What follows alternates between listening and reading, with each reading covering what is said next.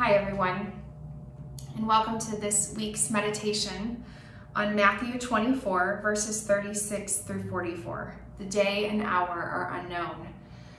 This particular passage reminds us to stay alert, to stay aware, to know what is coming, to realize that we'll never really have any idea what's coming. We have no idea what's coming.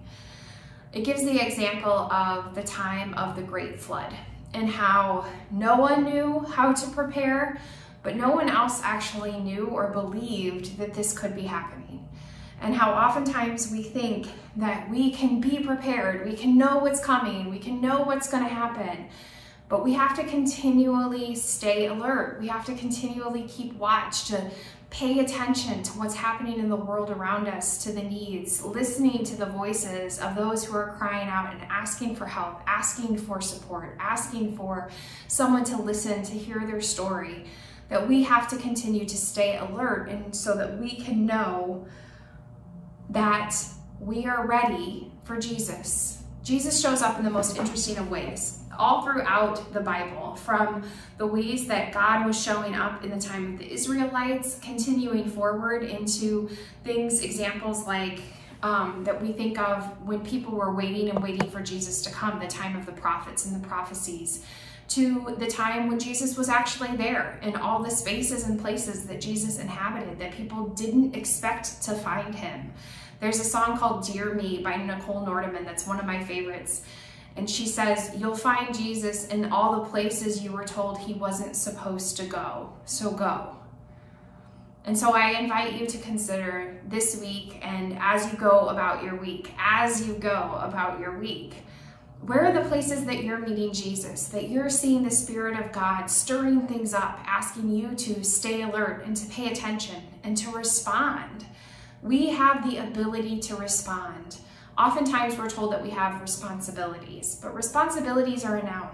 My favorite author, Paul Young, likes to talk about how nouns are dead, verbs are alive. And so when we talk about a responsibility, that just comes with a lot of pressure and expectations. But when we live in the spirit of expectancy and we look for places where we're able to respond to the needs of the world, that's when we really get to make a difference. That's when we get to answer our true call to be the body of Christ made alive.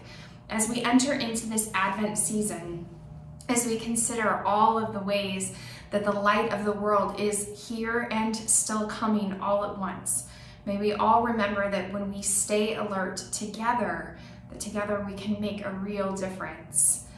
Dear God, we thank you for all the ways that you teach us to stay alert, and we give you thanks that you showed us the life of Jesus, who came to earth as a little baby, poor and marginalized, and living in a time where there was division and fear, and people would tell you that he was no good. The king was trying to have him killed before he could even begin to fulfill his mission. That even though all of those things were true and still feel true today, that you continue to give us a spirit not of fear, but of love and of hope, a spirit of faith. And through that spirit, we are able to continue to stay alert to how we can impact the world around us.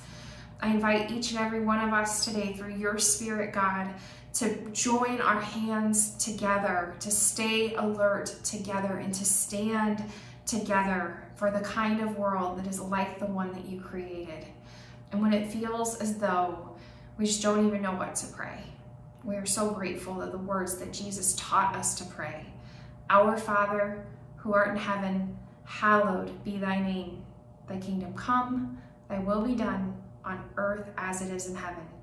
Give us this day our daily bread, and forgive us our debts as we forgive our debtors. And lead us not into temptation, but deliver us from evil. For thine is the kingdom, and the power, and the glory forever. Amen." We get to go, and we get to stay. We get to stay alert. So wherever you find yourself today and this week, may you both go and stay alert as you trust the Spirit leading you to where you can make the greatest impact to make this earth more like heaven. Have a wonderful week.